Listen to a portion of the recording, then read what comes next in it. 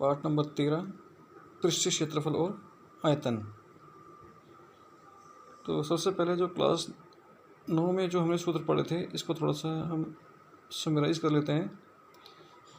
तो घनाभ का जो पृष्ठीय क्षेत्रफल है, 2 bracket LB plus BH plus HL, जहाँ L लंबाई, B चौड़ाई और H ऊंचाई है। अब घनाभ का पार्श्व पृष्ठीय क्षेत्रफल, इसको हम ये भी कह सकते हैं कि घनाभ के चारों दीवारों का क्षेत्रफल। ये सूत्र है 2 ब्रैकेट लंबाई प्लस चौड़ाई गुणा ऊंचाई। इसके बाद है घन का पृष्ठीय क्षेत्रफल। घन का पृष्ठीय क्षेत्रफल का सूत्र है 6 गुणा भुजा का वर्ग। इसके बाद है कि घन का पार्श्व पृष्ठीय क्षेत्रफल, इसका सूत्र है 4 गुणा भुजा का वर्ग। इसके बाद है बेलन का वक्र पृष्ठीय क्षेत्रफल, इसका सूत्र है 2πRh, जहाँ R त्रिज्या और H ऊंचाई है। बेलन का पृष्ठीय क्षेत्रफल, पृष्ठीय क्षेत्रफल का मतलब संपूर्ण भी कह सकते हैं इसको। ये पृष्ठीय क्षेत्रफल का मतलब ही अपने आप में यह है कि पूरा का पूरा क्षेत्रफल जहाँ लगेगा। ये बराबर है 2πR ब्रैकेट में R प्लस H।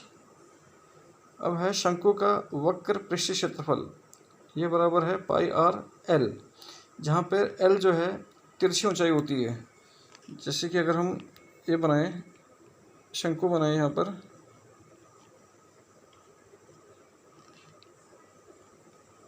ये तो आपके पास सीधी ऊंचाई H हो गया और ये त्रिज्या R हो गई, और L इसको बोलते हैं तिरछी ऊंचाई।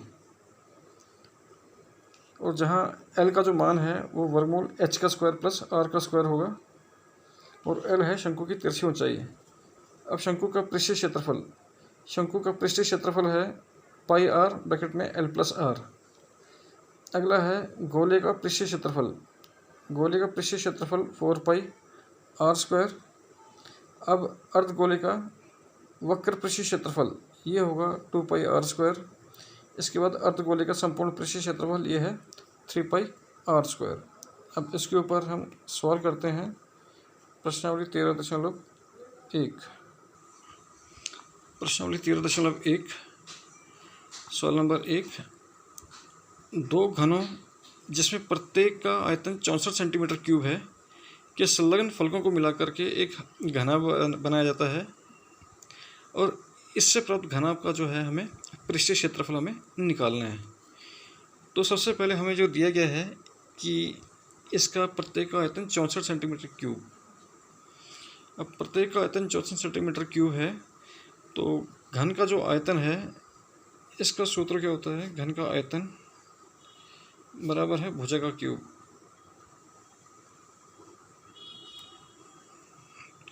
भुजा क्यूब यानी कि भुजा क्यूब का जो मान है ये आपको दिया गया है 64 सेंटीमीटर क्यूब। अब 64 जो है 4 का परफेक्ट क्यूब है, 4 सेंटीमीटर क्यूब का परफेक्ट क्यूब, क्योंकि 4 गुणा 4 चौके 16 चौके 64 ये होता है।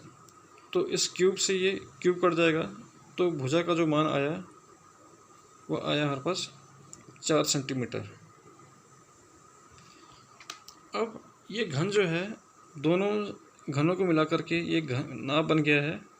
घनाभ बनने से क्या हुआ कि जो इसकी लंबाई है, ये जो 4 थी, 4 और प्लस 4 8 हो जाएगी। इसकी चौड़ाई और ऊंचाई पे कोई फ़र्क नहीं पड़ेगा।